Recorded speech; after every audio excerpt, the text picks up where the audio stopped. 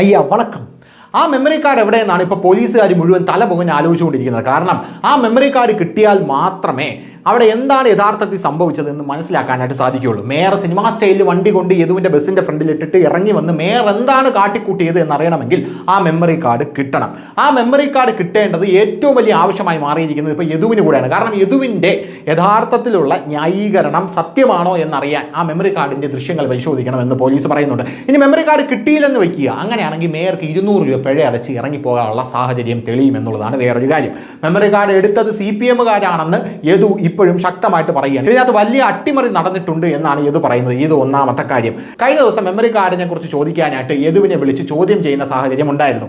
എന്നാൽ യദു ആ സമയത്ത് പറഞ്ഞത് ആ മെമ്മറി കാർഡ് തൻ്റെ കയ്യിൽ ഉണ്ടായിരുന്നെങ്കിൽ അത് താനെടുത്ത് പോക്കറ്റിലിട്ട് പോലീസിന് കൊണ്ട് തരുമായിരുന്നു എന്നുള്ളതാണ്. ഇത് രണ്ടാമത്തെ കാര്യം. ഇനി മൂന്നാമത്തെ കാര്യം, മെമ്മറി കാർഡ് ഞാൻ എടുക്കാനുള്ള സാധ്യത എങ്ങനെയാണ് എന്ന് യദു പോലീസിനോട് ചോദിച്ചു. കാരണം യദു അവിടെ മേയറുമായിട്ടുള്ള തർക്കത്തിനിടയിൽ അപ്പോൾ തന്നെ പോലീസ് വന്ന് വണ്ടി ഒതുക്കിയിട്ടിട്ട് യദുവിനെ പോലീസ് കൊണ്ടുപോവുകയാണ് ചെയ്തത് കണ്ടോൺമെൻറ്റ് സ്റ്റേഷനിൽ. അങ്ങനെ യദു പോലീസിൻ്റെ കൂടെ ഉണ്ടായിരുന്നു. യദു ചെന്ന് ബാഗ് എടുത്ത് തോളിൽ തൂക്കി പോലീസിൻ്റെ കൂടെ നേരെ പോയി. അങ്ങനെയാണെങ്കിൽ എനിക്ക് ആ രാത്രി എങ്ങനെ മെമ്മറി കാർഡ് എടുക്കാൻ പറ്റുമെന്നാണ് യദു ചോദിക്കുന്നത്. പിന്നെ സംശയമുള്ളത് നമ്മുടെ കണ്ടക്ടർ സുബിനെയാണ്. എന്നാൽ കണ്ടക്ടർ സുബിനെ ഈ രീതിയിൽ ചോദ്യം ചെയ്തപ്പോൾ സുബിൻ വ്യക്തമാക്കിയിരിക്കുന്നത് ഞാനും ആ മെമ്മറി കാർഡ് എടുത്തിട്ടില്ല എന്നുള്ളതാണ്. പക്ഷേ യദു സുബിൻ്റെ നേരെ ഒരു ചെറിയ സംശയം പ്രകടിപ്പിക്കുന്നുണ്ട്. കാരണം സുബിൻ ഡിഫിയിൽ അംഗമാണ് എന്നുള്ളതാണ് വേറൊരു കാര്യം.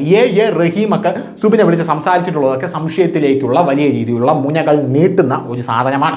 ഇനി അടുത്തതായിട്ട് സ്റ്റേഷൻ മാസ്റ്ററിലേക്കാണ് സംഭവം പോകുന്നത്. അന്ന് രാത്രി ലാൽ എന്ന് പറയുന്ന ഒരു വ്യക്തിയായിരുന്നു സ്റ്റേഷൻ മാസ്റ്ററായിട്ട് അവിടെ ഉണ്ടായിരുന്നത്. അതുകൊണ്ട് സ്റ്റേഷൻ മാസ്റ്ററിലേക്ക് നമുക്ക് അന്വേഷണം നീട്ടാമെന്നാണ് പോലീസ് പറയുന്നത്. പക്ഷേ സ്റ്റേഷൻ മാസ്റ്ററിലോട്ടും സുബിനിലോട്ടും എന്നിലോട്ടും ഒന്നും അന്വേഷണം നീട്ടിയിട്ട് യാതൊരുവിധ കാര്യവുമല്ല എന്ന് യദു പറയുന്നുണ്ട്. കാരണം ആ മെമ്മറി കാർഡ് അവിടെ നിന്ന് എടുക്കണമെങ്കിൽ അതിനൊരു ടെക്നീഷ്യൻ്റെ സഹായം ഉണ്ടെങ്കിൽ മാത്രമേ സാധിക്കുകയുള്ളൂ എന്നാണ് യദുവിൻ്റെ ഇപ്പോഴത്തെ നിർണായകമായിട്ടുള്ള വെളിപ്പെടുത്തൽ എന്ന് പറയുന്നത്. ആ മെമ്മറി കാർഡ് അവിടെ നിന്ന് എടുക്കണമെങ്കിൽ അവിടെ നിന്നൊരു ടെക്നീഷ്യൻ വേണം. ഒരു ടെക്നീഷ്യൻ വന്ന് ഒരാളുടെ കൂടെ നിന്നാൽ മാത്രമേ ആ മെമ്മറി കാർഡ് അവിടെ നിന്ന് അടിച്ചു മാറ്റാനായിട്ട് സാധിക്കുകയുള്ളൂ.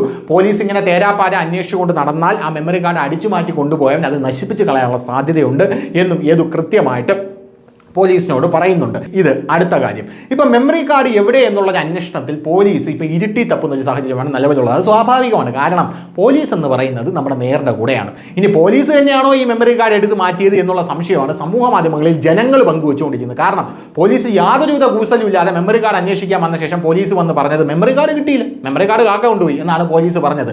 പോലീസ് യദുവിനെതിരെ കേസെടുത്തിട്ട് മേയർക്കെതിരെ കേസെടുക്കാൻ തയ്യാറായില്ല. അപ്പോൾ ഇതൊക്കെ ചൂണ്ടുന്നത് പോലീസ് മേയറുടെ കൂടെയാണ്. കാരണം പോലീസിന് അങ്ങനെ ചെയ്യാൻ പറ്റും. കാരണം ആഭ്യന്തരം ഭരിക്കുന്നത് ഇപ്പോൾ ഇന്തോനേഷ്യയിൽ സോനാബാത്ത് ചെയ്യുന്ന നമ്മുടെ മുഖ്യമന്ത്രി പിണറായി വിജയൻ ആണല്ലോ.